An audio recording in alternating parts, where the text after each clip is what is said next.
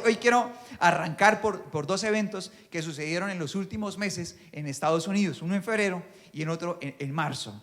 Voy a empezar por el evento de marzo.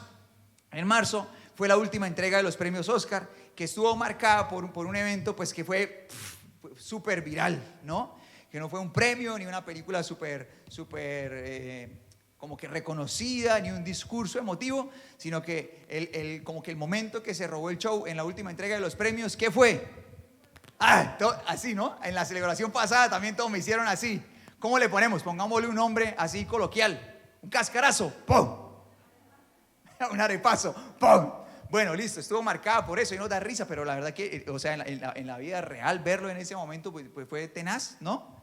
De hecho, pues se pensaba que era como parte del show al principio, pero todo el mundo se dio cuenta que era real y todo, como que todo el mundo quedó helado y todos quedamos helados viendo eso. Bueno, el evento sucede, creo que es bien conocido de pronto por la mayoría, ¿verdad? Está en la entrega de los Oscar y de pronto uno de los presentadores, como es habitual, sale y justamente es un humorista muy reconocido y él empieza a usar un tipo de humor que es común allí en Estados Unidos y es un humor que básicamente está enfocado en hacer reír a los demás a punta de burlarse del otro. O sea, prácticamente está basado en el bullying, ¿sí? No es como un chiste general, sino como que va tomando persona por persona y ¡pum! ¡Pum! Le va disparando y a partir de cosas que son incluso ofensivas, los demás se ríen y todo el mundo ¡eh! Y ese es un tipo de humor que en esa cultura, en diferentes contextos, se usa mucho y la gente se ríe de eso. Muchas celebridades y de hecho hay programas y bueno, y en fin, en diferentes momentos de como que la escena pública se ve ese tipo de humor. Entonces sucede ese evento, creo que estamos allí claros en esa escena, sin embargo nos contextualizamos un poquito, sale el humorista y empieza a disparar ese tipo de bromas, la dispara a la esposa de un actor muy conocido y bueno, todos vemos unos segundos después que sale el actor, sale Will Smith y ya sabemos lo que pasó, ¿no? ¡Pin! Ahora, tiempo después, en los días posteriores, eso sí estaba viral y yo empecé a mirar como reacciones de eso de otros actores, de humoristas de allá del medio y periodistas y pues encontraba diferentes posiciones frente a eso, pero o sea como que diferentes palabras, pero finalmente como que iban al mismo punto. Todo el mundo pues rechazaba la actitud de ir al golpe, ¿no? Y pues como que todos decían, nada justifica la violencia y creo que en eso estamos de acuerdo, ¿verdad? Estamos de acuerdo en ese punto, la palabra de Dios también. La palabra del Señor dice, no se dejen vencer por lo malo, sino que venzan el mal con un arepazo. No dice eso, venzan el mal, ¿qué? Haciendo el bien. Es muy difícil, es difícil, ¿verdad? ¿Cierto que sí? ¿Si has buscado practicarlo o no? Espero que sí, que todos anhelemos practicarlo. Es difícil, hay momentos en los que es muy difícil. Sin embargo, pues aunque todos estaban de acuerdo en eso, había algo que yo esperaba que se dijera en medio de todas estas entrevistas que yo escuchaba, en todos estos de pronto videos, noticias de actualidad y todo eso, y yo miraba porque quería ver las reacciones acerca de eso, y nadie cuestionaba el tipo de humor que se usa en ese tipo de eventos, nadie lo cuestionó, yo me quedé con ese sinsabor. Ahora te voy a hablar del otro evento, el evento de febrero, a ver, me acuerdo de la fecha. El 10 de febrero sucede otro evento que también se hace muy viral en Estados Unidos. Sucede que un niño muere pues a causa de su intento de suicidio. Él intenta suicidarse, no muere inmediatamente, poco tiempo después muere a causa bueno, el intento de él mismo quitarse la vida. Y la razón por la que él decide tomar esa decisión es porque él era víctima de acoso escolar. Él era víctima de eso tan conocido que conocemos hoy que se llama bullying. ¿Verdad? ¿Y en qué consiste el bullying? En ese mismo tipo de acción en el que una persona siente que puede abusar de otra a expensas también de la risa de sus amigos. Usualmente el bullying está acompañado de la risa de los demás y es algo que sufre mucho también esa cultura. Ahora, quiero que tú y yo reflexionemos acerca de estos dos eventos y pensemos, si un actor tan reconocido, que está en la cumbre de su carrera, que en esa misma ceremonia se ganó el premio a mejor actor, el premio que puede soñar un actor de cine pues con toda su vida y se lo gana en esa noche, una persona que tiene sus finanzas pues de pronto listas para toda su vida, que podría sentarse a descansar, que su ego de pronto tiene muchísimos argumentos para estar pleno, se quiebra frente al bullying y se levanta y hace algo que él sabe que está mal.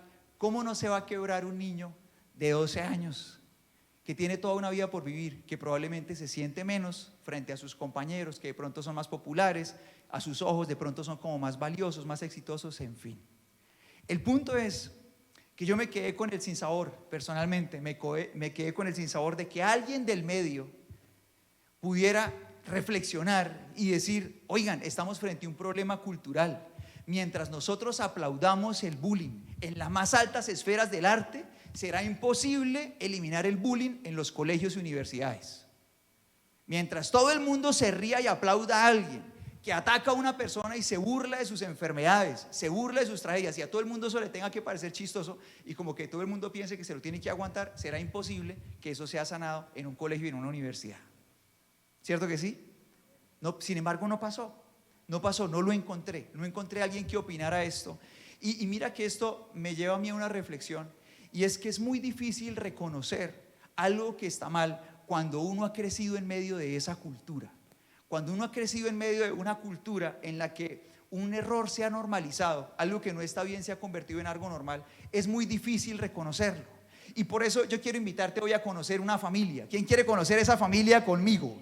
Te la quiero presentar. Es una familia que está en el libro de Génesis. Probablemente conozcas a alguno de sus personajes, probablemente haya quien no la conozca. Hoy te la quiero presentar. Y podríamos entrar a esa familia a partir de cualquiera de los personajes que te voy a contar, pero he escogido entrar a esa familia a partir de un parto. Una mujer está dando a luz, así que vamos a entrar a conocer a esta familia acá. Génesis 25, 24 al 26 dice así, léelo conmigo en voz alta, por favor, vamos a leer juntos. Dice, cuando le llegó el momento de dar a luz, Rebeca comprobó que de verdad tenía, ¿qué cosa? Eran mellizos. El primero en nacer era muy rojizo y estaba cubierto de mucho vello, como un abrigo de piel. Por eso lo llamaron como Esaú. Después nació el otro mellizo, agarrando con la mano, ¿qué cosa? Imagínate la escena. O sea, salió el primero y salió la manita del otro agarrado de la patica del hermano. Imagínate eso, qué cuentazo, ¿no? Y dice, por eso lo llamaron como Jacob. Isaac tenía 60 años cuando nacieron los mellizos. Ahora mira, en esta época nos encontramos con la particularidad de que los padres se ponían creativos, dejaban volar su imaginación y le ponían a sus hijos nombres que ellos inventaban de acuerdo a lo que estaban sintiendo o a juegos de palabras que les ayudaran a recordar como el momento que habían vivido. Entonces, ¿cómo fue que le pusieron al mayor? ¿Sabes qué significa Esaú? Significa vello, significa pelo, el pelo de los brazos, de las piernas, el pelo corporal. Imagínate que tú te llamaras Pelo. Pero sus papás, muy cortos de creatividad, decidieron ponerle Pelo a su hijo mayor. Los perdonamos, ¿verdad que sí? Ahora, bueno, teniendo en cuenta la costumbre y este ejemplo tan triste, vamos a esforzarnos nosotros un poco más. Imaginémonos que tú eres el papá o la mamá de esos hijos y ahora le vas a poner nombre al segundo. Y tú ves la escena memorable, o sea, porque definitivamente es memorable. O sea, sale la patica del primero y ahí viene la manita del segundo. Chistosísimo, ¿no? Hoy chistoso para nosotros, yo me imagino cómo sería en ese momento, pero memorable. Y tú quisieras recordar como ese momento y como qué emoción te inspira. Entonces, supongamos que tú buscas una palabra que como que te la ayude a recordar, pero ¿qué cosa tú pensarías que quisieras inmortalizar de esa escena? Entonces, ves al niño allá agarrándose de la patica de su hermano. A ver, ¿qué se te viene a la cabeza? ¿Alguien que me colabore? ¿Alguna virtud? ¿Algo? ¿Qué? Fuerte, fortaleza, entonces fuerte, bueno, listo. Que él es fuerte, campeón, viene ahí agarrado. ¿Qué más? ¿A alguien se le ocurre algo? ¿Qué quieres inmortalizar? Vencedor, dice acá la pastora. Yo pensé luchador. Bueno, uno lo ve ahí agarradito, como mejor dicho, él quería ahí como también ocupar ese primer lugar. Uno pensaría en esas cosas. Pero le pusieron ¿cómo? ¿Te acuerdas cómo se llama? ¿Sabes qué quiere decir? Engañador, tramposo. Uno piensa, ¿cómo a una mamá que quiere lo mejor para su hijo en el futuro se le ocurre ponerle a su hijo tramposo? O sea, en lugar de inspirarle algo tierno, ese momento lo acaba, lo destroza y le pone engañador o tramposo. Ahora mira, yo quiero que miremos esta escena y esto que esta mamá hace con el filtro de la palabra de Dios en Timoteo capítulo 1, versículo 15. Mira lo que dice Timoteo capítulo 1, versículo 15. Vamos a leerlo. Y ahí está en pantallas. Dice la palabra de Dios así: todo es puro para quienes. Pero vamos a leer con un poquitico más de actitud. Dice: todo es puro para quienes. Para los de corazón puro. En cambio, para los corruptos e incrédulos, nada es puro, porque tienen la mente y la conciencia corrompidas. Entonces aquí tú y yo nos preguntamos, bueno, ¿qué había en el corazón de esta mamá para que cuando vea a su hijito allá esforzándose por cogerse de la patica de su hermano, en lugar de pensar algo positivo, ella piensa en que su hijo será un tramposo, o lo es. ¿Qué había en su corazón? Entonces vamos a meternos un poco allá en la situación de la familia. Esto está en Génesis 25. Nacen estos dos hermanos.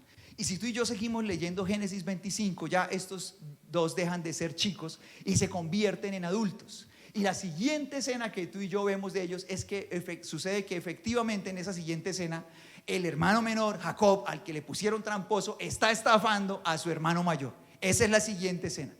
Consuma su nombre con una cosa bien grande, bien importante, y estafa a su hermano. Si tú y yo seguimos avanzando en la historia de la familia, un par de capítulos más adelante, ahora nos encontramos a su mamá. ¿Cómo era que se llamaba la mamá?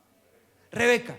Nos encontramos a la mamá. Esta vez su mamá le está diciendo a él, a Jacob: engañemos a tu papá. Tu hermano se merece, por ser el hijo mayor, unas bendiciones especiales, pero yo quiero que las tengas tú. Lo vamos a engañar. Y ella genera una sociedad con su hijo en la que los dos deciden plantear un engaño para su papá y con eso también perjudicar a su hermano. Cuando tú y yo vemos el contexto familiar, tú y yo suponemos que no es la primera vez que ellos se asocian para sacar provecho de alguna cosa en medio de su familia. Además, pues bueno, vemos varias cosas de su familia como preferencias y eso, y ella genera esta sociedad con su hijo menor. Ahora, si tú y yo vemos un poco más atrás en la familia, nos encontramos con que esa sociedad madre-hijo para engañar a alguien no sucede por primera vez en su familia acá. Ya ha sucedido. Rebeca vio eso cuando ella era una hija más en medio de la familia de papá Betuel, mamá que no sabemos cómo se llamaba, y tenía un hermanito muy particular que se llamaba, ¿alguien sabe cómo se llamaba el hermano de Rebeca? Se llamaba Labán. Ahora resulta que cuando ella estaba allí, era una chica soltera y vivía en la casa de su papá Betuel. Vino un representante del que sería su futuro esposo y de su papá a organizar el matrimonio. Era otra época, otra cultura, y este hombre traía muchos tesoros, traía muchas cosas, porque en ese tiempo pues un matrimonio se organizaba de esa forma, ¿no? Entonces el esposo y su familia pagaba, daba una dote para que pudieran llevarse a esa mujer para que se casara con su esposo. Esa era la cultura en ese tiempo. Ahora él llega con todo esto, habla con Betuel, organiza el matrimonio, todo queda cuadrado, la familia acepta, ella acepta también, y dicen: listo, nos vamos al día siguiente, la próxima mañana nos vamos de aquí. Y entonces este hombre, que era el mayordomo de confianza de Abraham, les paga a la familia todos los tesoros que él trae, mejor dicho, súper botado, paga, se consume el contrato súper bien, él paga y él dice: listo, mañana arrancamos con la señora Rebeca, yo la llevo a mi amo para que ellos puedan casarse.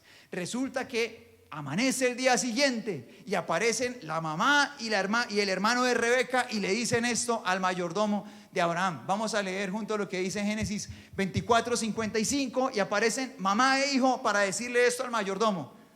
Leamos juntos. Dice: queremos que Rebeca se quede con nosotros. ¿Cuánto? Al menos 10 días. ¿Quién dijo eso? Dijeron su madre, ¿y quién más? Y su hermano. Y aquí aparece esta sociedad madre-hijo, y dice: y luego podrá irse. Aquí aparece esta sociedad por primera vez, madre-hijo, por lo menos en lo que la palabra nos permite conocer, sociedad madre-hijo, para engañar a alguien. Ellos querían prolongar la estadía de manera injustificada, cambiando lo que ya habían acordado el día anterior, y con eso tal vez sacar algún beneficio, porque cuando tú y yo leemos el texto nos vemos lo codicioso que es Labán. Entonces aparece esta sociedad entre madre e hijo, que luego Rebeca también replica con su hijo Jacob, se asocia con él para engañar a su propio papá y esposo, que era el caso de Isaac. Ahora, esto le genera muchísimos problemas a Jacob, y Jacob tiene que huir de su casa porque su hermano lo quiere matar. Él huye a donde un familiar. ¿Alguien sabe a dónde qué familiar huye Jacob? Huye de su casa, ¿y a dónde va a parar? ¿Alguien sabe? A donde ese Tito, a donde el tío Labán. Ahora se encuentran dos estafadores profesionales y empiezan aproximadamente 14 años de estafas de un lado y para el otro. Y el uno le proponía una cosa y el otro buscaba estafarlo, y el otro no se dejaba estafar y quería estafarlo de vuelta, y va y viene. Como 14 años de estafas de ida y vuelta entre tío y sobrino. Finalmente Jacob termina casado con las dos hijas de Labán. Él solamente quería casarse con la menor, que era la que le gustaba, le parecía muy linda. Pero el viejo tramposo de Labán, Cuando él se casa supuestamente con la menor, va y pasa la noche de bodas, y cuando se despierta en la cama, se despierta con la mayor. ¿Cómo te parecería eso? Se despierta con la mayor y hoy le dice a Labán: oiga, ¿yo por qué estoy con la mayor? Dice: es que se me olvidó decirle que acá en esta cultura se casa primero la mayor. Qué pena, le toca casarse con las dos. Uy, eran unos tramposos de miedo, terribles. Terribles. En medio de esa situación y de ese caos, Jacob finalmente, para salir de ahí, tiene que escaparse. Y cuando él se va a escapar, su esposa, la menor de las dos, la que él ama mucho, decide engañar a su papá para robarle unos objetos que equivocadamente ella cree que le darán suerte. Era un problema familiar. Eran unos engañadores todos con todos. La familia estaba súper quebrada, partida, se perseguían, se amenazaban de muerte, no podían compartir juntos de verdad, estaban súper divididos, se hacían daño. Todos eran unos estafadores. Sin embargo, cuando tú y yo vemos toda esta historia y vemos ese problema, tú y yo nos damos cuenta de que ninguno de ellos realmente reconoce el engaño como algo malo. O sea, tú y yo no encontramos en medio de toda esta historia como que alguno de ellos sea confrontado por su propia conciencia, o que alguno de ellos le diga al Señor: esto es un problema para todos. No, ellos utilizan el engaño como un recurso cuando ellos lo necesitan para sacar el provecho que ellos quieren. Ninguno de ellos, mira esto, ninguno de ellos en toda la historia bíblica en algún momento por su propia cuenta reconoce que está mal ser un estafador. Para todos estos miembros de la familia que te nombré es como algo normal. Ahora, en medio de todo este caos, la Biblia nos regala una oración de Jacob. Jacob hace una oración a Dios en medio de todo este tiempo caótico, antes de este escape. Hace una oración y la Biblia nos permite conocerla. ¿Quién la quiere leer conmigo? Vamos a leerla, listo. Está allí en Génesis 28, 20, y te pido que la leamos juntos. Dice: luego Jacob hizo el siguiente voto. Dice la palabra de Dios, si léelo conmigo, pero ponle mucha atención a lo que él pide. ¿Está bien? Ponle atención a sus peticiones. Dice: si Dios en verdad está conmigo y me protege en este viaje, si Él me provee comida y ropa, y si yo regreso sano y salvo a la casa de mi padre, entonces ciertamente el Señor será mi Dios, y esta piedra que levanté como columna conmemorativa será un lugar de adoración a Dios, y yo le daré a Dios la 10ª parte de todo lo que Él me dé. Tú ves que en esta oración Él en algún momento le diga al Señor: Señor, yo necesito cambiar. O que le diga al Señor: Señor, yo necesito que tú sanes mi corazón, nos estamos haciendo daño. Él no pide eso, ¿verdad? ¿Cierto que no? ¿Qué pide? Él empieza a pedir: Señor, que no me maten, que los problemas no me alcancen porque me están persiguiendo. Pide comida, que no le falte comida, que no le falte ropa. Pide bendiciones materiales, las cosas materiales. Pide que sus planes le salgan bien, que todo lo que tengo pensado, yo vaya y vuelva, salga bien. Pero en ningún momento él pide por la causa de sus problemas. Él en ningún momento reconoce lo que realmente él necesita. Y en medio de toda esta huida, volviendo ya a donde habíamos quedado en la historia, en medio de toda esta huida, él empieza a sentir que Dios lo llama. Él empieza a sentir que él necesita un encuentro con Dios. Entonces él empieza en cierta noche a enviar a todos sus siervos, sus ganados y a toda su familia adelante, hasta que él se queda solo. Se queda solo en un lugar donde va a encontrarse con Dios. En ese lugar aparece un encuentro con Dios que tiene muchos símbolos, que no es muy claro, pero que nos enseña un montón de cosas tan impresionantes. Y en medio de ese encuentro con Dios, Jacob le está pidiendo a Dios que lo bendiga. ¿Qué pide uno cuando uno le pide a Dios que lo bendiga? ¿En qué piensa uno? Si uno le dice: Señor, yo quiero que tú me bendigas, ¿uno qué le pide a Dios normalmente? Ese tipo de cosas que mencionamos, como que todo le salga a uno bien, que no le falte la plata, que le salga bien el trabajo, que tenga salud. Esas cosas pide uno cuando uno piensa en bendición. Que la familia esté bien, que nadie se enferme, que si alguien se fue, vuelva. Ese tipo de cosas que Jacob pidió también. Él está allí aferrado a esa bendición, pero mientras él está pidiendo esta bendición, el Señor pronuncia esta bendición sobre Jacob, que es para él, pero es para que tú y yo aprendamos también. Y mira lo que dice el Señor, la bendición que le da a Jacob. Dice Génesis 32, 28. Léelo conmigo en voz alta, por favor. Dice: tu nombre ya no será Jacob, le dijo el hombre. El hombre es la forma de referirse al Hijo de Dios. En ese momento el encuentro es con Jesús, que todavía bíblicamente no estaba manifestado como Jesús, sino que era sencillamente el Hijo de Dios, el ángel del Señor. Dice, le dijo el hombre, de ahora en adelante serás llamado ¿cómo? Leámoslo de nuevo. Tu nombre ya no será Jacob, le dijo el hombre. De ahora en adelante serás llamado Israel. Y mira que el Señor le está diciendo a él, pero también te está diciendo a ti y me está diciendo a mí. La mayor bendición, le dice a Jacob, que tú necesitas no es la solución de tus problemas. La mayor bendición que tú necesitas no es tener más cosas materiales, más vacas, más ovejas, más ganados. La bendición mayor que tú necesitas no es tener salud ni que tus planes te salgan bien. La mayor bendición que tú necesitas es ser transformado en una nueva persona. Jacob en ningún momento reconoce su problema, la herida tan grande que tiene el corazón, pero el Señor sí sabe lo que él necesita. Así como el Señor sí sabe lo que yo necesito y lo que tú necesitas también. Ahora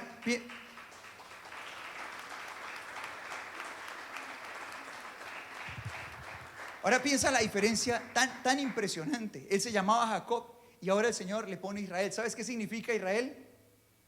Dios lucha.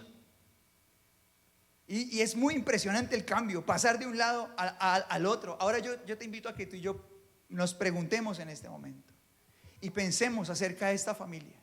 Porque ninguno de ellos podía reconocer cuál era su verdadero problema, por qué estaban quebrados, por qué se perseguían. Ellos veían la consecuencia, ellos se perseguían, sabían que no se podían tratar, sabían que estaban divididos, pero ninguno encontraba la causa, solo Dios la sabía. Solo el Señor sabía lo que ellos necesitaban. Y yo quiero que tú y yo pensemos en este momento, ¿será que a cualquiera de nuestras familias le puede pasar lo mismo? ¿Será que a cualquiera de nosotros nos puede pasar? Que estemos en medio de errores que de pronto hemos cometido como familia desde generaciones, que hayamos crecido en medio de esos errores y como estamos acostumbrados a ellos, no nos demos cuenta de que están sucediendo, no nos hemos dado cuenta de en qué estamos fallando. Yo quiero ponerte un ejemplo. Supongamos que yo soy un profesor de primaria, que yo soy un profesor que tiene en su salón niños de 5 y 6 años. ¿Está bien?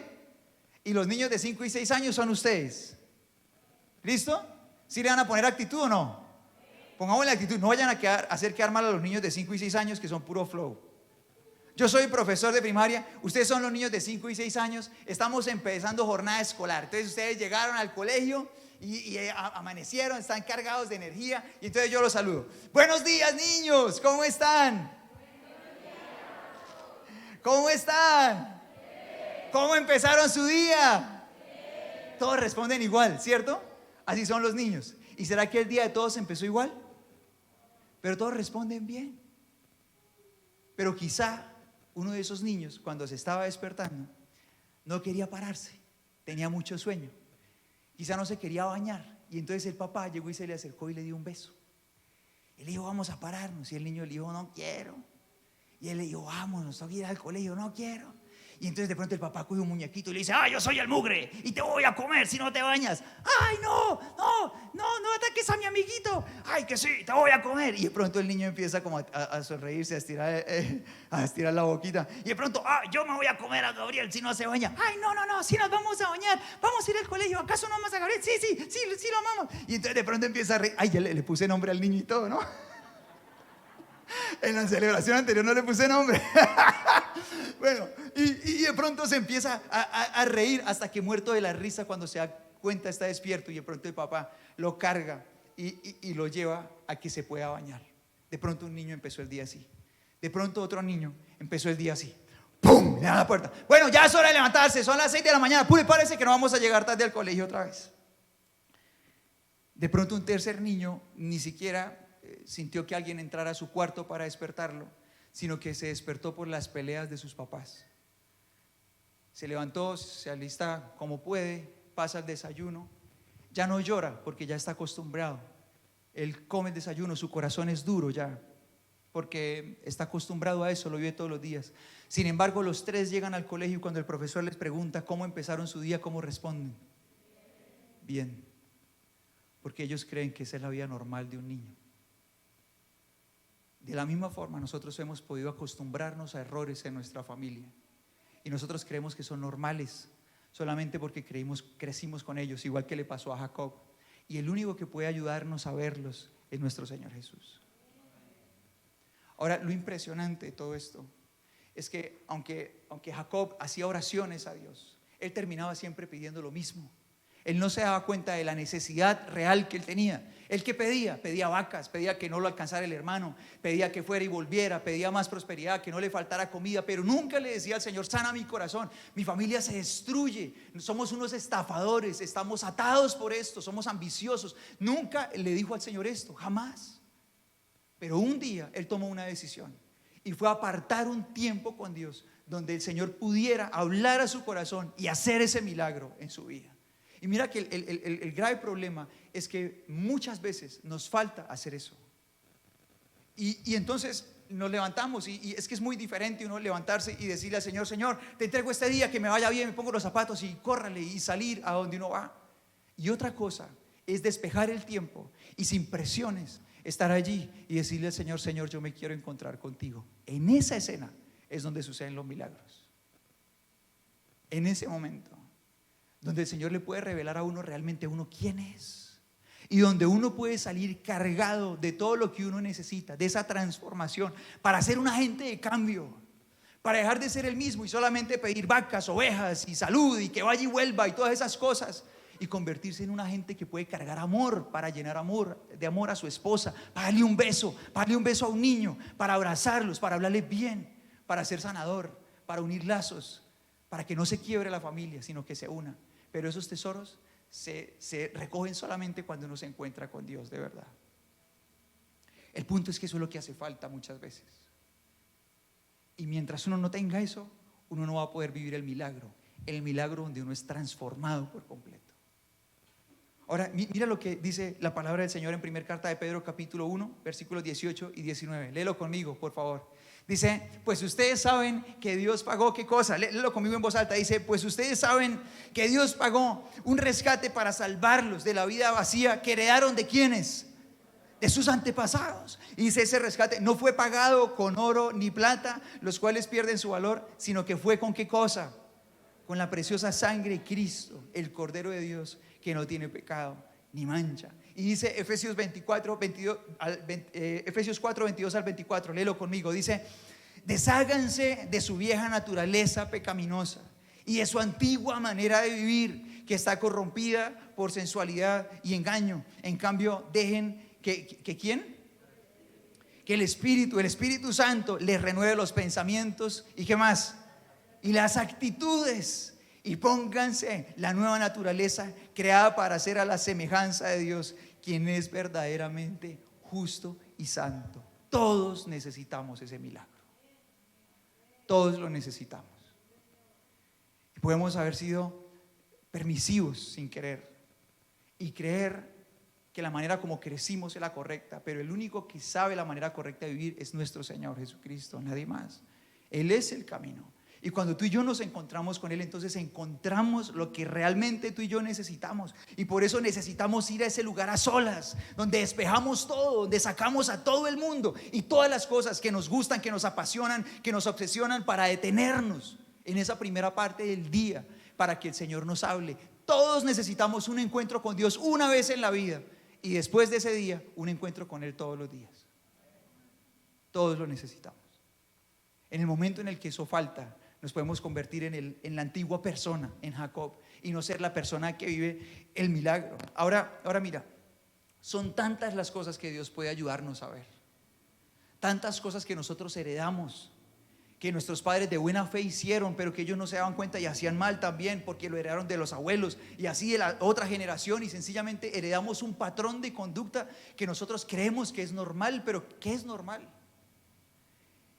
Y cuando tú y yo vamos a ese lugar secreto, el Señor empieza a examinar nuestro corazón. Y yo quiero que antes de irnos hoy, hagamos como un pequeño checklist, como una pequeña revisión de 5 cositas de una de las múltiples áreas de nuestra vida, como para que podamos ver lo que puede pasar cuando tú y yo vamos a la palabra de Dios y cómo el Señor empieza a renovar nuestra manera de actuar. Hagamos un pequeño vistazo. ¿Quién lo quiere hacer? ¿Quién quiere ir allá? ¿Quién quiere hacerlo conmigo? Un pequeño vistazo. Entonces tú te vas a imaginar que tú tienes una listica con 5 cosas y sencillamente tú te vas a imaginar si las puedes marcar porque las tienes o si la casilla queda en blanco. ¿Está bien? O sea, nadie va a responder, a decir amén, yo la tengo, no tengo nada. Solamente en tu mente tú lo vas a pensar. Hay 5 cosas aquí que te voy a ir nombrando y tú te vas a imaginar si tú puedes marcar que lo tienes o no. Y vamos a hacer solamente un pequeño vistazo a partir de la palabra de Dios de una de las tantas áreas importantes de nuestra vida. Vamos a mirar la comunicación, cómo nos comunicamos con las personas que están cerca de nosotros, que en muchísimos casos es un lugar donde se quiebran muchas familias y relaciones. No es en las cosas que pasan en sí mismas, porque todos los seres humanos cometemos errores, sino en la manera como nos comunicamos, en la manera como hablamos. Entonces empieza la lista. ¿Están listos, sí o no? ¿Están listos? ¿Quién está listo? Otra vez voy a preguntar. ¿Están listos, sí o no? Listos. Vamos a ver. La primera cosa que necesitamos tener: decir la verdad. Decir la verdad es la primera cosa. La palabra del Señor dice en Efesios 4:25. Leámoslo juntos. Dice: así que dejen de decir mentiras. Léelo conmigo. Así que dejen de decir mentiras. Digamos siempre la verdad a todos, porque nosotros somos miembros de un solo cuerpo. Somos miembros, cuando la palabra habla de ese cuerpo, habla de la familia de Dios. Somos una misma familia, una misma esencia nos recorre, y esa esencia debe ser decir la verdad. Ahora preguntémonos: ¿yo digo la verdad? Porque decir mentiras es un recurso que desarrollamos desde que somos unos niños para defender las cosas que nos gustan. Y si eso no cambia, uno se convierte en un adolescente que miente, en un joven que miente, en un adulto que miente, y esas mentiras uno las sigue usando en un noviazgo que podría ser una linda relación. Esas mentiras las sigue usando en un matrimonio con la falsa intención de querer mantener estable la relación. Entonces yo oculto ciertas cosas para que no haya problemas, cuando la realidad es que si uno miente, lo que uno está cuidando es su error en lugar de cuidar el bienestar de la relación. Cuando uno miente, está atacando una de las cosas más importantes de cualquier relación, que es la confianza. Cuando tú confías en alguien, te sientes unido a él, ¿verdad? Pero si tú no confías en una persona, tú te sientes lejos de esa persona, aunque esa persona duerma contigo. Tú necesitas confiar en ese alguien para sentirte unido a esa persona. Piensa cuántas cosas afecta eso. Y cuando una persona cree que mintiendo realmente está consiguiendo la estabilidad y que realmente puede engañar a esas personas que ama, a su esposa, a sus hijos, cree que realmente los está engañando, se está engañando es a sí mismo. Porque mientras más miente, erosiona esa confianza sin darse cuenta. En cualquier momento, cuando su verdad tenga que ser probada, eso se va a desplomar. Y lo otro que pasa es que uno puede mentirle a las demás personas, pero nunca puede mentirle a su conciencia. Dentro de uno, cuando uno miente, uno sabe que uno es mentiroso, y por eso uno no puede confiar en los demás, porque uno sabe dentro de uno que uno no dice la verdad. Por eso tampoco confía en uno mismo. Ahora hagamos ese chequeo. ¿Yo digo la verdad? La verdad hace sólida mis relaciones. La digo, entonces usted mira a ver si lo puede marcar. Otra cosa sería hablar, porque muchas veces cuando hay problemas en una casa, algunos optan por guardarse el problema. Entonces no dicen nada. Entonces de pronto alguien piensa que para evitar el problema lo mejor sería no decir nada, y entonces de pronto la esposa siente que algo le incomoda a su esposo y lo que hace es consumir el problema, ¡pum!, explota por allá por dentro, y eso necesita salir por algún lado, y de pronto se transforma en malas actitudes. De pronto empieza a hacer mala cara, se sienta a la hora de la comida y mientras todos quieren sonreír y uno de esposo es, como que no tarda en leer esas señas como 1000 años después. Y no todo feliz, ya se comió toda la comida y después se dio cuenta de que está como seria, y te pasa algo, nada. Mientras tanto, la palabra del Señor nos dice esto. Mira Mateo 18:15, mira lo que dice la palabra del Señor. Dice: si un creyente peca contra ti, y ahí clasifica a todo el mundo, la familia, los amigos que están a nuestro lado. Dice: si un creyente peca contra ti, ¿qué dice la palabra del Señor? Háblale. ¿Qué dice? Quédate callado, trágate el problema. ¿Qué dice? Háblale, obviamente en el momento oportuno. Dice: háblale en privado y hazle ver su falta. Si te escucha y confiesa el pecado, has recuperado a esa persona. Entonces pensemos ahí en esa listica. Yo hablo, cuando tengo problemas hablo, o lo que hago es comerme el problema y de pronto empezar a hacer mala cara de pronto mis padres hacían eso y no se hablaban durante 3 días, durante una semana, se iba a dormir a la otra pieza y hacían eso. Entonces yo me llevo eso en mi vida y arruino mis relaciones, arruino mi noviazgo, arruino mi matrimonio también, arruino mi relación con mis hijos, porque yo también hago lo mismo y en lugar de hablar, lo que hago es comerme todo y arruinar las conexiones con los demás. Entonces, segunda, ¿lo tengo, no? La tercera, hablar con la persona correcta. Tú y yo acabamos de leer, dice, si un creyente peca contra ti, no dice, ve y cuéntale a la amiga más cercana. Públicalo en un estado, no dice eso. Dice, háblale a esa persona en privado. Y es muy importante porque en ese deseo muchas veces de hablar, una persona recurre a los medios equivocados. Y en ese deseo de desahogarse, lo que hace es ponerse a chismosear con otros. Es que tal me hizo. Y de pronto muchas veces se comete el error de, por ejemplo, empezar a darle quejas a los hijos acerca del esposo. O darle quejas a los hijos acerca de la esposa. ¿Será que una familia se une cuando un padre hace eso? ¿Será que se une o no? Dice la palabra del Señor, ve y háblale a esa persona que te falló. No te pongas a hablarle a los demás porque caerías en un grave error, que es murmurar, que es ser chismoso y que se configura en un pecado, en una ofensa a Dios, porque eso quiebra relaciones. Tercera cosa, ¿será que yo hablo con la persona correcta o voy y echo chisme con otros antes o no le digo nada a la persona correcta y me desahogo es con los demás? Entonces hay que ver, ¿yo hablo con la persona correcta o no? Si lo tengo, entonces lo marco ahí en mi corazón. Cuarta cosa, hablar bien. Porque muchas veces el problema más grande no es que algo disgusta en la casa, sino que al momento de intentar hablarlo, pues todo se pone peor. Entonces dice la palabra de Dios en Efesios 4, 26 al 27, dice así. Dice, léelo conmigo. Además, ¿qué cosa? Dice, además no pequen al dejar que el enojo los controle. No permitan que el sol se ponga mientras, ¿qué pasa? Mientras siguen enojados, porque el enojo que hace da lugar al diablo. Entonces el Señor nos dice, ustedes no pueden permitir que el enojo los controle. O sea, usted se puede incomodar cuando algo no sale bien en su casa. La cuestión es que usted no puede permitir que ese enojo se configure en una ofensa. O sea, que usted eso lo lleve a hablarle mal a la persona que lo ofendió, porque entonces usted peca. ¿Sí está conmigo? Entonces no, yo tengo que contenerlo. No puedo permitirme pecar cuando yo me siento enojado. Tengo que entregarle eso al Señor y entonces hablar luego con una manera amable. Entonces hablar bien significa hablar sin que esa charla esté contagiada por ira. ¿Sí están conmigo todos o no? Sin que esté contagiada por ironía. Ay, es que yo siempre soy la mala en esta casa, o siempre soy el malo. ¿No? ¿Sí pasa eso o no? De pronto ataques al otro. Es que usted siempre atacar al otro. Cuando esas cosas se dicen en medio de una conversación, intentando solucionar un problema, en vez de acercar a las personas se dividen. También pasa cuando una persona se ataca a sí misma. Cuando una persona, por ejemplo, dice de los hijos, por ejemplo, es que estos pelados ya se me salieron de las manos y los chicos están ahí escuchando. ¿Eso aportará a la honra a ese papá o esa mamá que dice eso, o la hará disminuir? ¿La hará crecer, la hará más fuerte o la hará más débil? Creo que es evidente, ¿verdad? Entonces el hecho de hablar bien, y ahí miramos si lo tengo o no. Y la quinta cosa, preguntar. Mira lo que dice la palabra del Señor en Juan 7, 24. Vamos a leer esta enseñanza del Señor Jesús, súper corta, pero súper práctica. Vamos a leerla juntos. Juan capítulo 7, 24. ¿Listo? Vamos a leerla juntos. Es súper corta, es un versículo nada más, pero que nos va a ayudar muchísimo. Dice la palabra del Señor así, dice, miren más allá de la superficie para poder juzgar correctamente.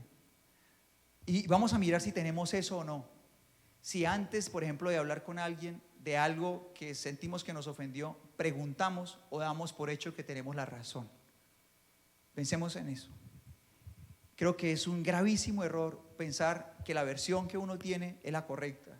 Y creo que siempre es oportuno, antes de hablar acerca de cualquier cosa, formular preguntas para uno realmente estar convencido de cuál es la intención del otro, de qué realmente fue lo que pasó, qué realmente fue lo que pensaba mientras hacía eso que yo estoy asumiendo de una manera. Dice, no juzgues por la superficie, dice la palabra del Señor, para que puedas juzgar correctamente. Ahora miremos esta listica de solo 5 cosas que nos hicimos. Y así a toda velocidad la hicimos juntos acá.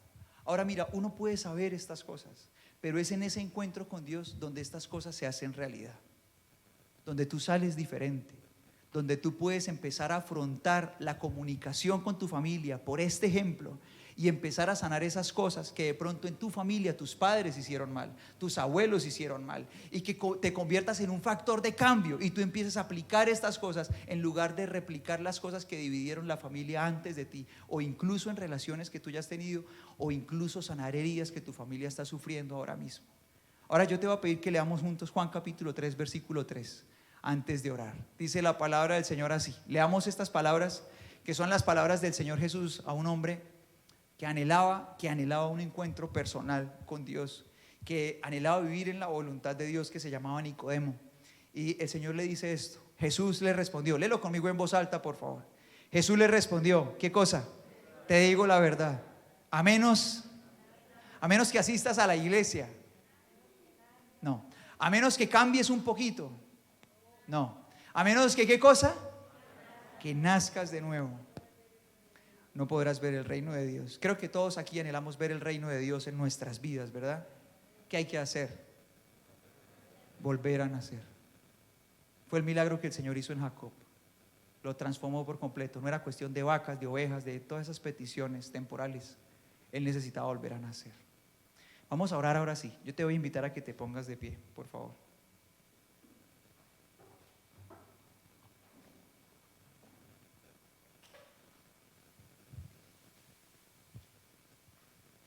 Todos tenemos una historia que está antes de nosotros. Todos hemos sido marcados por el lugar de donde nosotros venimos. Tu familia, mi familia, cada uno de nosotros, de donde venimos, hemos sido marcados por eso. Y solamente el Señor sabe realmente las heridas que hay en nuestro corazón, que hemos heredado y que no hemos notado, que nosotros creemos que es normal, que es la manera correcta como se trata a la persona que decimos amar. A los papás, yo los trato así porque yo crecí viendo que a los papás se les trataba así. Yo trato así a mis hermanos porque pues yo crecí, o sea, me parece normal. Yo trato a mi esposa así porque me parece normal, o a mi esposo o a mis hijos los trato así porque me parece normal. Yo trato a los demás, a mis amigos, así como yo los trato porque me parece normal. Pero todos traemos marcas del lugar de donde nosotros venimos, y solamente el Señor sabe cuántas cosas no hemos visto. Hay una cosa que me impacta mucho de ese encuentro de Jacob con el Señor.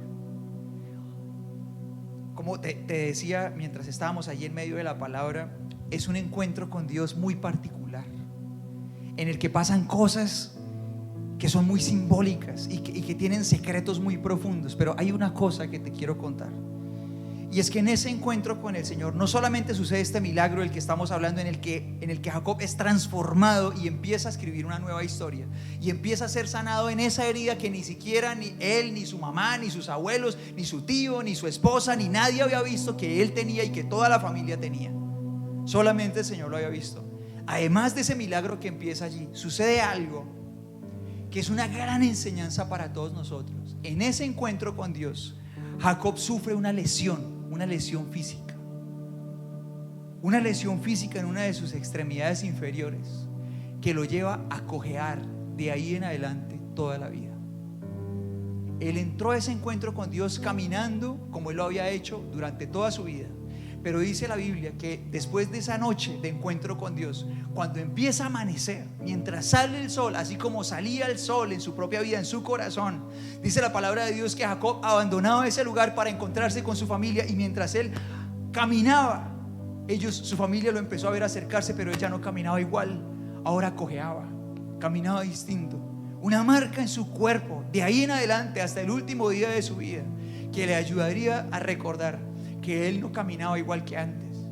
Cada paso que él diera en su vida le ayudaría a recordar que se había encontrado con Dios, que no era la misma persona, que ya no dependía de sus propias fuerzas ni lo que había hecho antes, que ya sus ganancias, su bienestar no dependía del hombre ambicioso y astuto para estafar que fue, sino que sus fuerzas dependían de Dios, que ahora vivía en su corazón y que estaba haciendo él una nueva persona. Una marca que lo llevaba a cojear. Cada paso en toda su vida literalmente le recordaba a él que necesitaba depender de Dios.